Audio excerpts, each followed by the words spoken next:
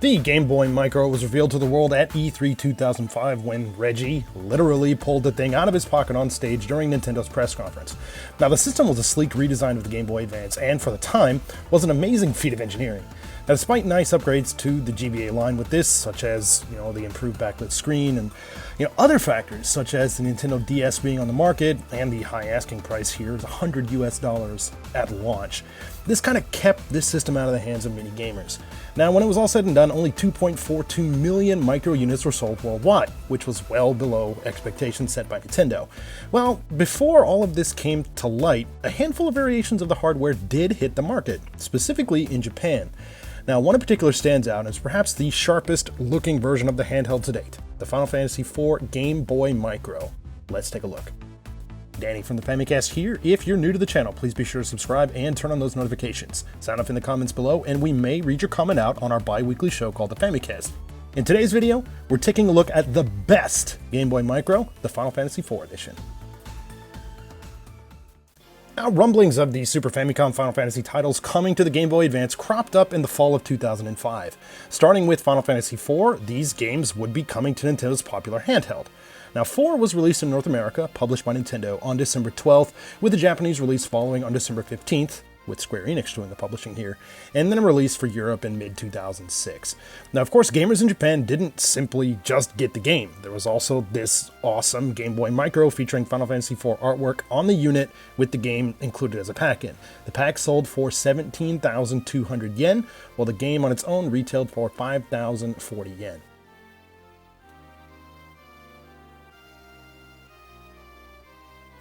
Now, I originally picked up my Final Fantasy IV Game Boy Micro back in early 2009.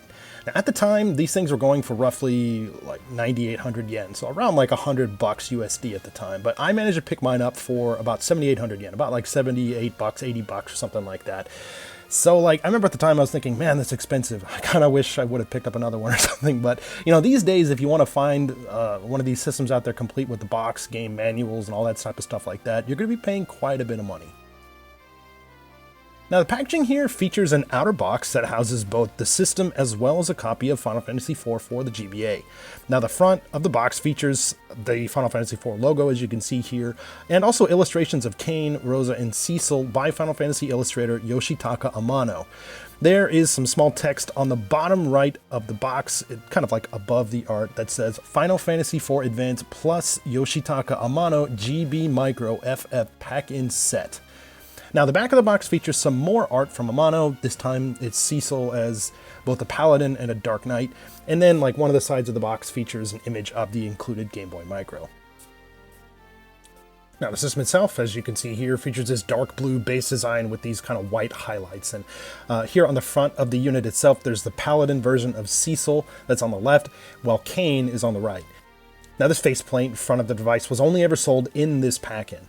Now, the back of the unit is completely blue, and it has the logo that says FF, and beside it, it says Finest Fantasy IV Advance. So I'd say if you're getting one of these units, and if you want to absolutely know that it is one of these units and not just somebody swapping out the faceplates, just check out the back, and then boom, there you have it. Now, before we close things out, let's just go ahead and take a little bit of a closer look at the system and the packaging itself. Here we go.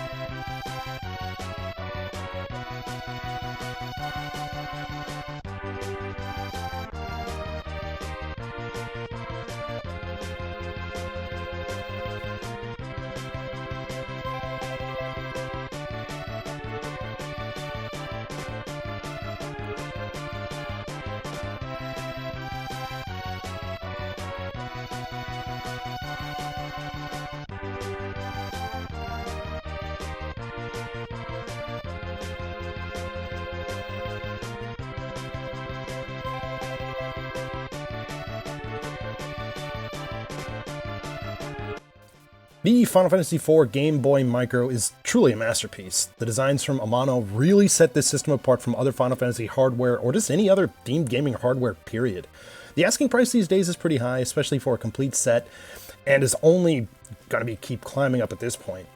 Now, I know mine here's a little bit dinged up, and I'll tell you, the hot climate here in Japan, coupled with no central heating or air, definitely could take its toll on collectibles. Still, this is a piece that would be a nice addition for Nintendo and or Final Fantasy collectors out there anywhere.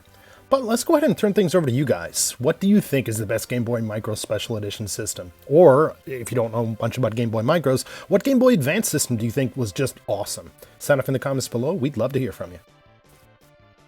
As always, thank you guys so much for checking out this video. If you like what you see, please feel free to drop this video a like. If you're new to the channel, please be sure to subscribe. We've got tons of podcasts, video reviews, special looks at Japan-only gaming collectibles like this, and a whole lot more. Also, be sure to check out our website, thefamicast.com, and consider supporting us on Patreon if you dig what we're doing. Again, this is Danny from the Famicast. Thanks for watching, and we'll catch you later.